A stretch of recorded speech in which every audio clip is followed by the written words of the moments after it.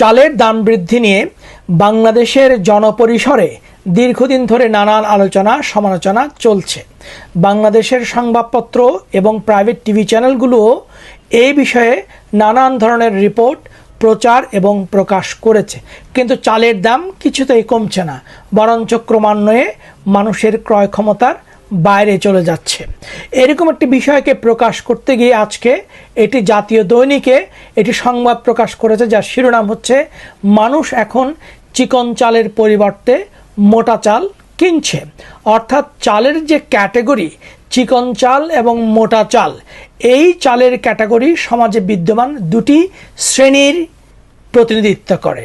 সুতরাং একটি শ্রেণী যখন চিকন চাল ছেড়ে মোটা চাল কিনছে, এটা দিয়ে এটাই প্রমাণ করে যে বর্তমান অর্থনৈতিক অবস্থায় দ্রব্যমূল্যের বৃদ্ধির কারণে সমাজে একটি অর্থনৈতিক শ্রেণীর পতন ঘটছে।